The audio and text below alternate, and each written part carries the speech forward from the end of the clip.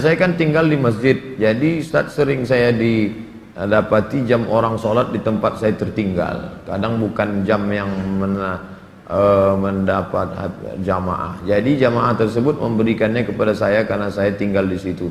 Bagaimana tuh Pak Ustaz? Buat pengumuman kehilangan, pernah saya buat nggak ada respon. Sekarang di kamar saya ada 2 jam orang tertinggal. Misalnya saya mau pakai, gimana hukumnya Pak Ustaz? Ini namanya luqatah. Luqatah, barang temuan itu menjadi milik engkau wahai adinda kalau sudah setahun tak ada pemiliknya. Setahun tak ada pemiliknya, catat tanggalnya. Setahun tak ada pemiliknya, maka punya engkau. Berdoalah, pokoknya selama setahun itu berdoa supaya tak datang pemilik. Kalau dalam setahun itu ada pemiliknya, apa boleh buat, belum rezeki. Mudah-mudahan ada yang kehilangan lagi. Kenapa sebagian orang tak mau baca Sayyidina dalam salawat Nabi? Apa alasannya? Alasannya karena katanya menambah-nambah. Allahumma salli ala Sayyidina. Yang tambah-tambah. Nabi tak pernah menyebut. Nabi sendiri menyebut. Ana Sayyidu waladi Adam. Hadis sahih. Ana Sayyidu waladi Adam. Aku pemimpin anak cucu Adam.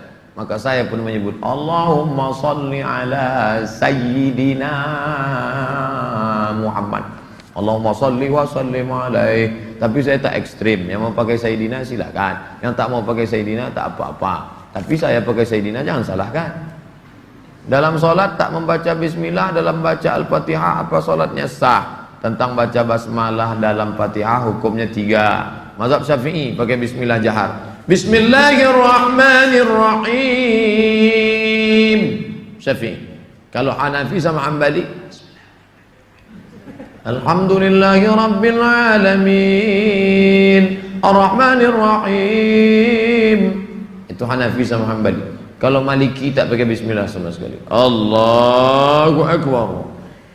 Alhamdulillahi Rabbil Alamin. Itu Maliki. Tak ada yang salah. Yang jadi salah di mana? Ketika masjid itu bermazhab Syafi'i, ente masuk petantang petenteng pakai bismillah, di situ letak kesalahannya. Makanya ketika Syekh Abdurrahman Sudes, Imam Masjidil Haram ke Istiqlal, dia pakai bismillah. Terkejut-kejut orang Jakarta, pakai bismillah dia tahu. Dr. Abdurrahman Sudes dari Ummul Qura. Sebutkan, jelaskan ciri-ciri khawarij.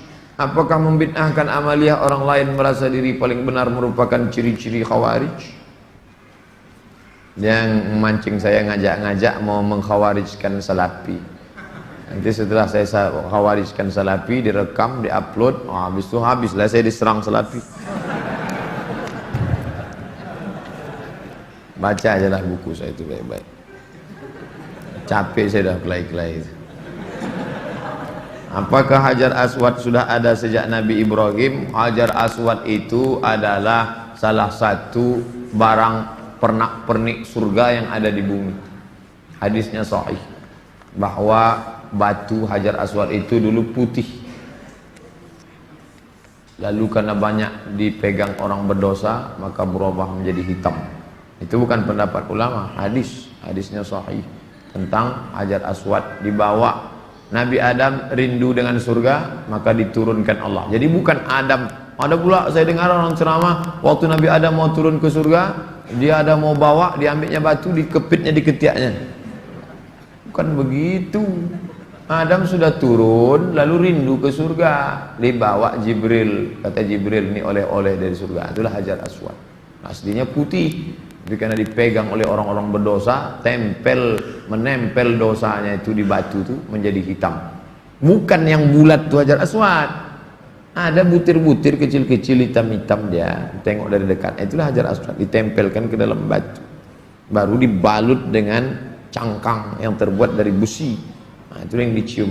Batu kecil-kecil dalam. Yang besar itu batu biasa, ditempelkan ke dalam batu biasa. Hajar Aswad. Kalau istri tadi putih kemerahan, panggil dia Humaira. Kalau hitam ya Hajar Aswad. Jangan marah deh. Umur saya 24 tahun. Sekarang saya sudah kerja di perusahaan A. Saya baru diterima di perusahaan B yang merupakan pekerjaan impian saya. Tapi jika saya mengambil pekerjaan di perusahaan B, saya tak boleh menikah selama setahun. Sedangkan calon saya tak mau menunggu karena orang tuanya sudah tak bisa menunggu. Menurut Ustadz gimana? Karena di satu sisi saya ingin bekerja di perusahaan B karena gajinya lebih besar dan itu pekerjaan impian saya. Tapi penempatannya di luar kota. Jika jadi menikah kami bakal LDR. Tolong Pak Ustadz, ini tak ada masalah fikih, ini masalah perasaan. Saya hanya bisa menjawab masalah-masalah fikih. Adapun masalah perasaan,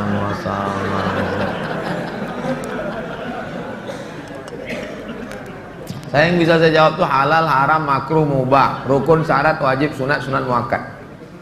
Adapun masalah ini baiknya kalian duduklah musyawarah. Adinda, kita menikah ini kan saling pengertian. Aku kuliah pontang-panting mau kerja ini kerja yang paling. Tolonglah kau pahami keadaanku sekarang. Kalau dari awal aja dia tak bisa ngerti kita, gimana setelahnya? Ini belum lagi menikah, main paksa-paksa, tak bisa. Ini dua makhluk yang berbeda. Walaupun sama-sama mau makan telur ayam, yang satu mata sapi, yang satu dadar, bisa berkelahi. Dia harus mengalah. Hari ini aku mata sapi, besok kau dadar. Ya, lama-lama yang mata sapi suka dadar, yang dadar suka mata sapi. Harus begitu. Nah, kan keperasaan juga ujung. Berapa menit setelah berbuka baru azan Pak Ustaz? Waktu azan itulah berbuka. Tengok definisi puasa.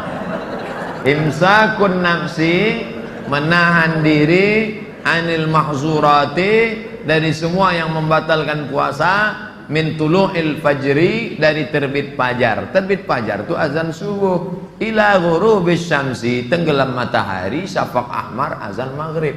Hanya saja bagi muazin minum dia dulu. Muazin itu dianjurkan minum dia. Zahabadh dhama'u wa batallatil uruq wa thabatal ajru, baru dia azan. Allahu akbar, Allahu akbar. Nah, itu dah minum tuh. Kalau yang belum minum, Allah, belum minum tuh. Apakah boleh kita makan setelah selesai, setelah Isya masuk? Yang penting batalkan dulu puasanya dengan minum kah, makan buah kah. Jangan makan es, karena usus itu kering. Knalpot yang kering panas disiramkan air es, mengelupas cat-catnya. Begitulah usus kita itu rusak. Maka yang paling bagus orang Mesir, korma kering, bukan korma yang basah, korma kering, pecah-pecah, buang bijinya, masukkan ke dalam, siram pakai air panas. Agak-agak 2 jam menjelang berbuka. Nanti menyatu dia. Nah, diminum. Itu yang paling bagus. Minum kesukaan Nabi, air korma.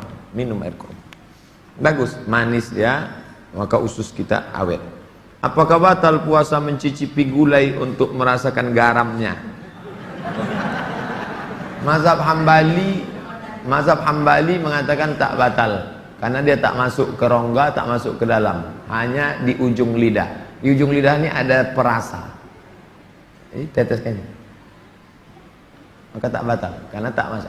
Habis dirasanya gini, habis itu diludahkannya boleh. Tak masuk ke sini, tak masuk. Mazhab Hambali, tapi saya tak mengamalkan. Saya tidak mengamalkan. Ini saya jawab, mana tahu nanti ada ustadz. Saya bilang tak boleh. Tiba-tiba ada ustadz mengatakan, oh tak tahu Ustadz Somad. Saya tahu, tapi saya tak amalkan. Kenapa? Membuka pintu celah. Saya tak menyalahkan Imam Hambali. Orang sekarang imannya tak macam Hambali. Asik mencicip aja dari pagi. Cicip, sikit-sikit cicip. Ustadz, gimana cara menghafal Quran? Kami dulu aturan di Al-Azhar tidak pakai SKS, kuliah tak SKS. Setahun dipaket 14 mata kuliah, 2 juz Al-Quran, tidak pakai SKS. Tahun 1, tahun 2, tahun 3, tahun 4, 14, 2 juz. Jadi cara kami sebelum subuh dihafal dulu. Satu halaman. Sebelum subuh hafal 1 halaman. Nanti ke masjid, qobliyah subuh baru diulang waktu baca. tahiyatul masjid itu dibaca, maka lama sholatnya karena mengulang setengah, satu rakaat setengah diulang. Tahiyatul masjid, qabliyah subuh, duha, qabliyah zuhur, ba'diyah zuhur, dalam sholat zuhur, qabliyah asar. Nanti asar distorkan ke syekh. Biasanya di tiang-tiang syekh nunggu ngapal. Tapi yang mau menghafal ngantri panjang, nyetorkan hafalan. Tradisi itu tak ada di Pekanbaru.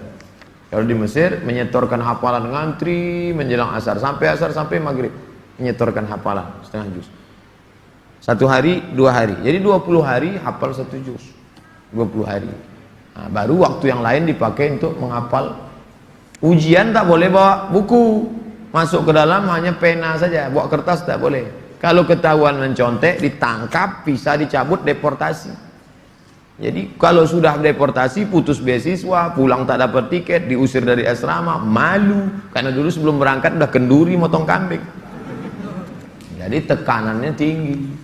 Jadi ketika saya pulang, saya terapkan sistem itu, tak boleh nyontek. Semuanya menyontek. Akhirnya saya berpikir, gimana supaya saya buat 10 soal. Buat 10 soal, bagi. Boleh nyontek Pak? Silakan. Oh kok lain soalnya? Baru tahu dia. Saya masih muda Ustadz, ya kelihatan dari tulisannya. Saya menyukai seorang akhwat. Alhamdulillah. Sempat antum suka ikhwan? Masuk antum yang 144 di. Apa yang harus saya lakukan Pak Ustadz? Kalau untuk meminang sekarang saya tak bisa karena masa kuliah. Saya nggak mau pacaran, tapi saya takut nanti akhwat yang saya suka ini diambil orang. Apa yang harus saya lakukan Pak Ustadz? Antum datang ke orang tuanya, Pak, saya mau minang anak bapaknya. Kapan kau nikah? Ya setelah selesai kuliah lah. Semester berapa sekarang? Baru daftar Pak.